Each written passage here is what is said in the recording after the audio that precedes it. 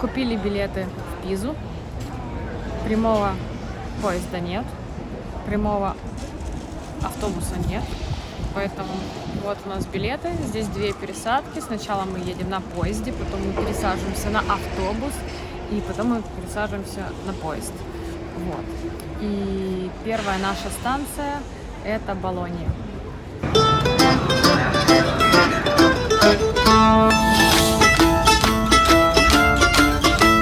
Приехали на станцию Болонья.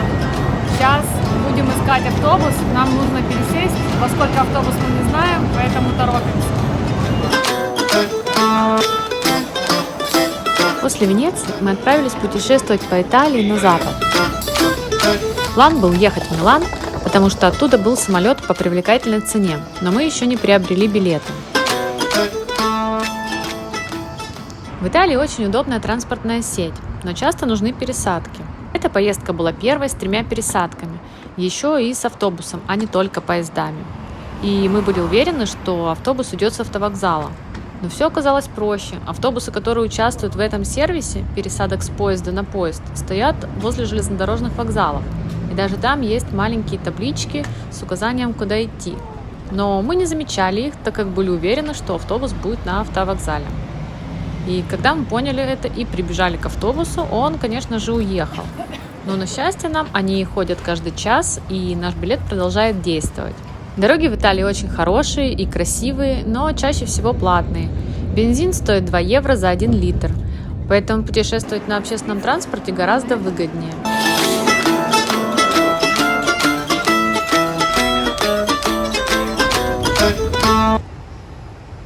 Мы снова опоздали на 1 минуту. Ну, точнее, как опоздали? Поезд был нам подходящий, но в билете у нас стоит все-таки другой, который будет через 10 минут. Но направление было прям четко наше, поэтому первое впечатление, что мы очень расстроились, потому что снова вот прям перед нашим носом закрыли двери.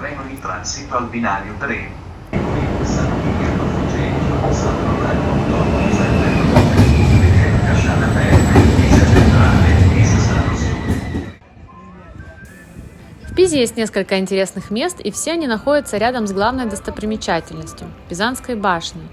Она, кстати, известна на весь мир благодаря ошибке, допущенной при строительстве. Рядом кафедральный храм города Пиза, баптистерий Святого Иоанна, кстати, считается самым большим в Италии, и кладбище Кампо-Санто.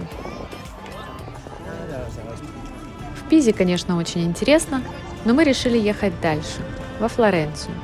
Попали мы в нее очень рано утром, и это оказалось интересным опытом, ведь улицы были почти пустые. Можно не спеша ходить и разглядывать все по сторонам, спокойно и не толкаясь. Флоренция – жемчужина Тосканы, вдохновляет искусством. Узкие улочки ведут к Понте-Векьо, мосту времени, величественный дом возвышается в небеса, а сады Боболи расцветают среди палаццо. Это музей под открытым небом. Улицы – полотна Ренессанса, а каждый камень вспоминает величие эпохи. Величественная красота витает в воздухе, окутывая каждый угол города, а великие умы, родившиеся здесь, прославились в мире науки. Флоренция – город, где история плетется в каждом камне, а искусство становится живым вздохом веков. А вот несколько фактов о Флоренции. Флорентийцы всегда одеваются не по погоде легко. Во Флоренции 15 века женщинам запрещалось иметь пуговицы на одежде. Существует флорентийский синдром – это стресс от эстетических переживаний. Здесь захоронен Микеланджело,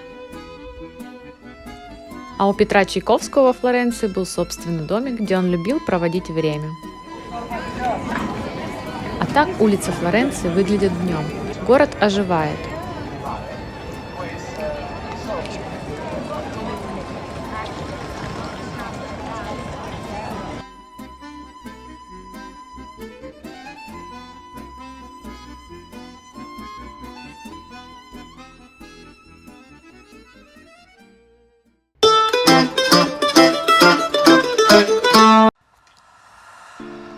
Монтекатини-Альто – уютный городок в Тоскане, словно сказочная картина. Его история насчитывает века, а узкие извилистые улочки ведут к древнему замку, возвышающемуся на холме. С вершины открывается завораживающий вид на зеленые холмы и красивые тосканские долины. Это старинная часть города Монтекатини-Термы, расположенная на холме. Благодаря этому здесь красивые панорамные виды на окружающую местность и сам курорт. Из Монтекатини-Термы в Монтекатини-Альто можно добраться несколькими способами. На авто, по пешеходной тропе через лес, там, кстати, несколько троп, и на фуникулере. Ходит каждые полчаса и стоит 4 евро в одну сторону, либо 7,5 в обе стороны.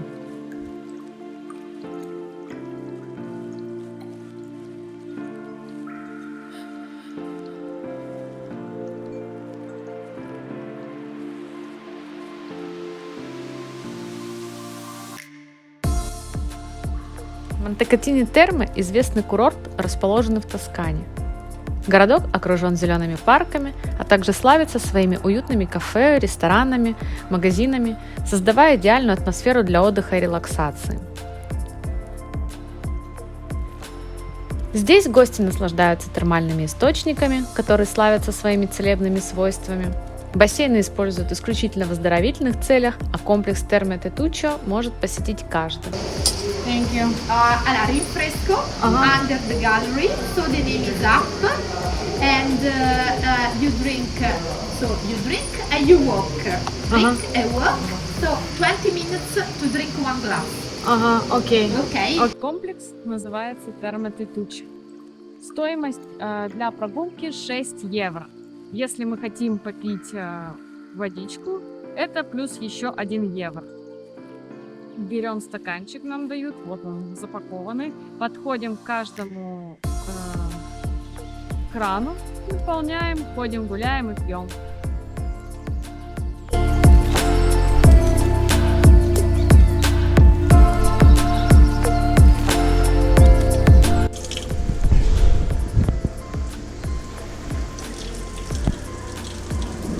Оздоравливаемся.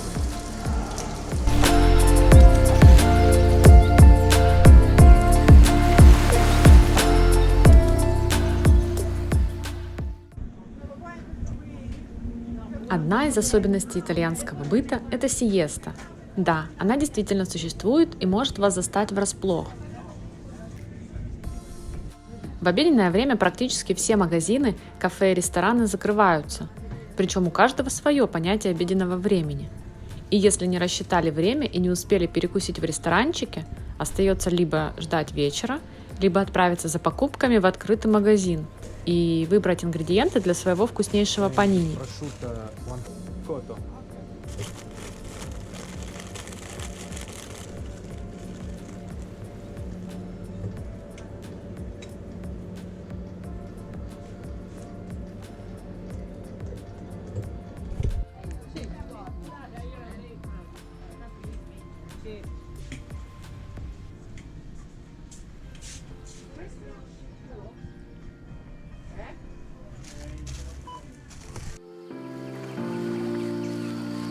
Свежий багет, ароматный прошутто, сыр и листья салата. Все это всего 6 евро.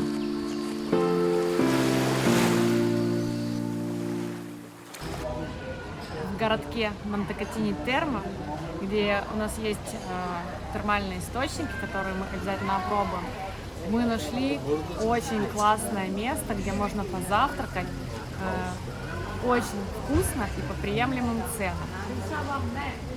Джованни называется. Завтрак нам обошелся на двоих 8 евро.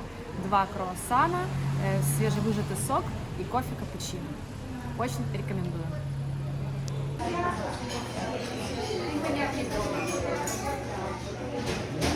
Buongiorno. Coffee cappuccino. 2 cappuccino. Cappuccino una. Una cioccolata. Una cioccolata. No, è cappuccino con cioccolata. А мы отправляемся дальше путешествовать по Италии. До новых встреч!